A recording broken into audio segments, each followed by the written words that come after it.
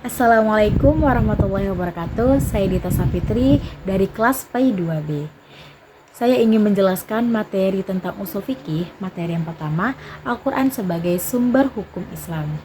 Al-Quran merupakan kitab suci Allah yang diwahyukan kepada Nabi Muhammad melalui perantara malaikat Jibril untuk disampaikan kepada umat manusia. Al-Quran terdiri dari 30 juz, 114 surat, dan 6.666 ayat yang diturunkan secara mutawatir. Al-Quran merupakan sumber ajaran Islam, pedoman bagi manusia, serta sebagai petunjuk dan sumber hukum Islam bagi manusia untuk menggapai kehidupan di dunia maupun di akhirat. Terdapat perintah mentaati Al-Quran dalam Quran surat An-Nisa ayat 59. A'udzubillahi minasyaitonirrajim. Bismillahirrahmanirrahim. Ya ayyuhallazina amanu atiullaha wa atiur rasula wa ulil amri minkum fa in tanaza'tum fi farudduhu ilallahi wa rasuli in kuntum tu'minuna billahi yaumil akhir dzalika khairan ahsanu ta'wila, yang artinya, wahai orang-orang yang beriman, taatilah Allah dan Rasul Muhammad dan ulama pemegang kekuasaan di antara kamu. Jika kamu berbeda pendapat tentang sesuatu, kembalilah kepada Allah, Al-Quran dan Rasul sunnahnya. Jika kamu beriman kepada Allah dan hari akhir, yang demikian itu lebih baik bagimu dan lebih bagus akibatnya di dunia dan di akhirat. Dan terdapat penerapan dalam kehidupan sehari-hari. Yang pertama, memanfaatkan luangnya waktu untuk menguasai suatu bidang keterampilan sebagai bekal menghadapi masa yang akan datang. Yang kedua, memiliki semangat mencari ilmu yang lebih tinggi untuk kepentingan dunia dan di akhirat.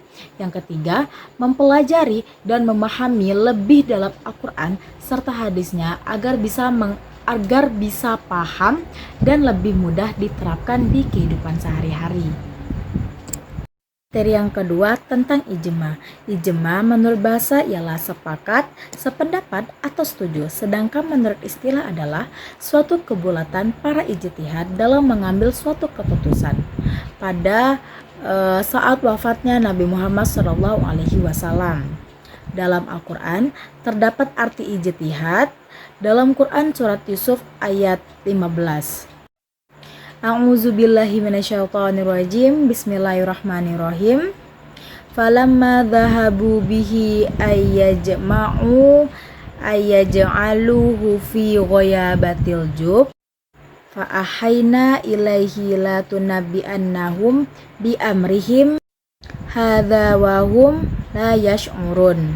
Artinya, maka tatkala mereka membawanya, sepakat memasukkannya ke dalam sumur, lalu mereka memasukkan dia, dan di waktu sudah di dalam sumur, kami wahyukan kepada Yusuf, sesungguhnya kami akan menceritakan kepada mereka perbuatan mereka ini sedang mereka tiada ingat lagi. Terdapat penerapan di dalam kehidupan sekarang. Yang pertama, kewajiban sholat 5 waktu, kedua zakat fitrah, yang ketiga hukum haramnya minuman khamar. Materi yang ketiga tentang muqasyad syariah. Muqasyad syariah ialah sesuatu yang dilakukan dengan penuh pertimbangan dan ditunjukkan untuk mencapai sesuatu yang dapat mengantarkan seseorang kepada jalan yang lurus atau kebenaran. Dan kebenaran tersebut mesti diyakini serta diamalkan secara teguh. Terdapat tentang muqasyad syariah dalam Al-Quran, Quran surat An-Nahl ayat 19. A'udzubillahi minasyaitonirrajim. Bismillahirrahmanirrahim. Wa 'alallahu qasdus sabili wa minha jairun walau syaa lahadakum ajma'in. Artinya, dan hak bagi Allah menerangkan jalan yang lurus, dan di antara jalan-jalan ada yang bengkak, dan jikalau ia menghendaki, tentulah ia menunjukkan kamu semuanya kepada jalan yang benar.